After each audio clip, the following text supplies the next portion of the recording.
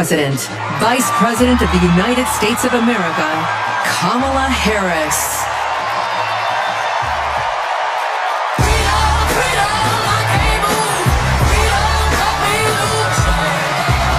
Here we have the moment, Vice President Kamala Harris, the first black woman, the first Asian American to accept her party's nomination, a major party.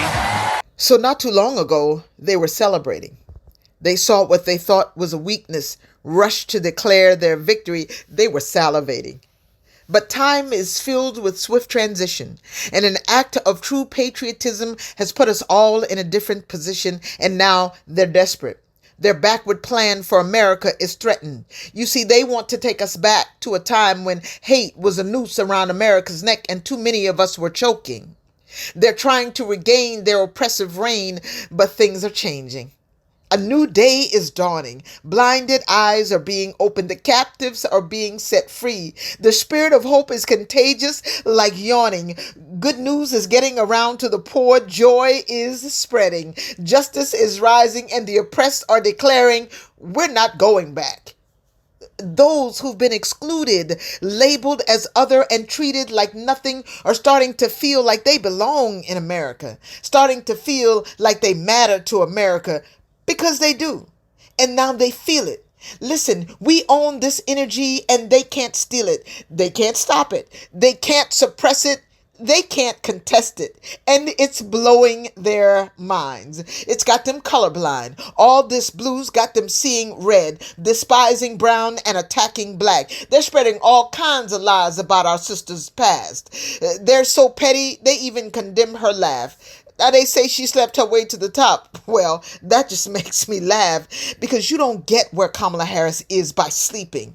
You get there by dreaming and hoping. You get there believing. You get there praying. You get there by grinding, by not quitting, but vowing to keep trying. You get there by remembering those who kept trying, those who lost their lives fighting. And even though they were dying, even though they were being killed, soaking the streets with their blood, sweat, and tears, they kept on fighting.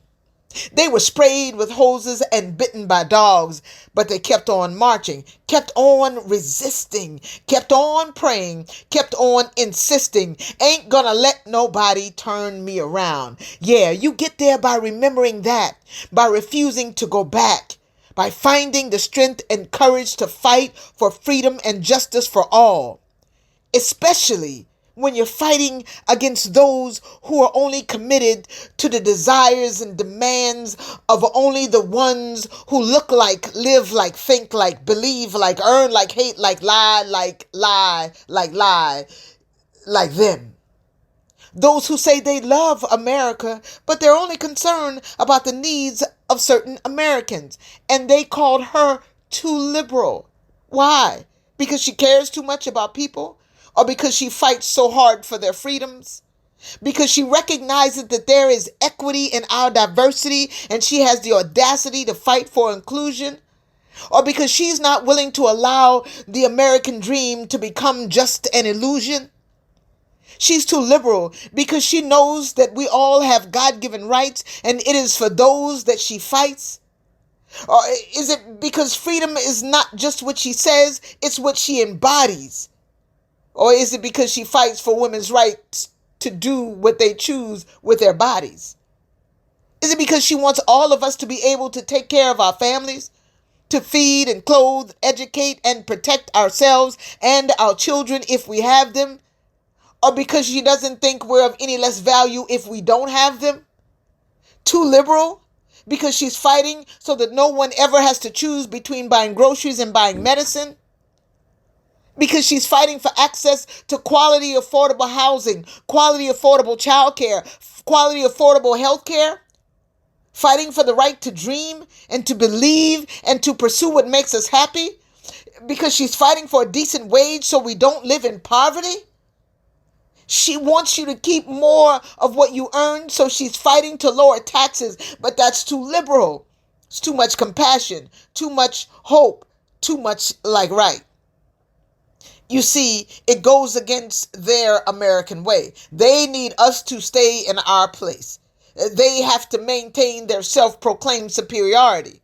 Now she wants to move us forward. They want to take us back to the time when we, the people, meant they, the people, because they had the power, because now they're losing their grip. Their power trip has taken a detour. They're threatened and they're desperate. The thought of not winning has his head spinning. He's out of control.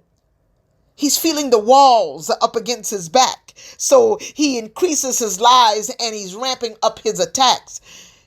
And he's not just lying about the borders. His lies have no borders. He lies about crowds. He lies about the economy. He lies about wars. He lied about a helicopter emergency. Why, he even lied about knowing the rules in a sacred ceremony.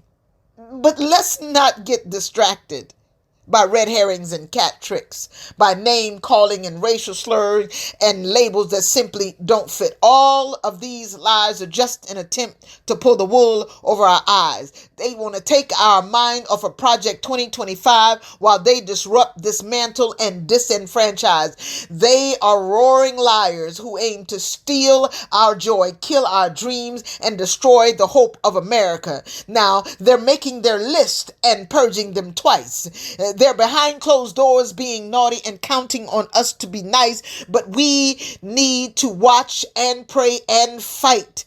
We must pay attention so we hear what he's saying and know his intention. Listen, Donald Trump told his folks that he doesn't need their vote because he's counting on them, not counting ours, because he knows they know our vote has power. Our vote is our voice, and we're getting louder and louder. We're declaring we're not going back. We're moving forward with Tim and Kamala. And see, this for them is the scary truth. And the only way to silence our voice is to keep us out of the booth. So all this hocus pocus, it's just an attempt to snatch our focus. They don't even respect us, lying about who's committing crimes while they push this criminal to lead us.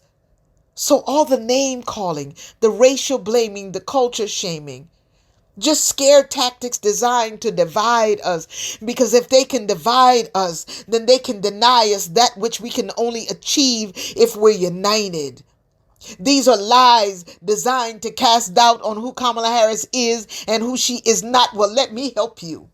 She is not dumb. She is not stupid. She is not afraid. She's poised and powerful. She is kind and compassionate. She's smart as all get out with no tolerance for foolishness. She's not a hypocrite nor a deceiver. She's not a liar or a thief. She is not confused about her heritage. She is black. She is Indian, and she is about to become chief.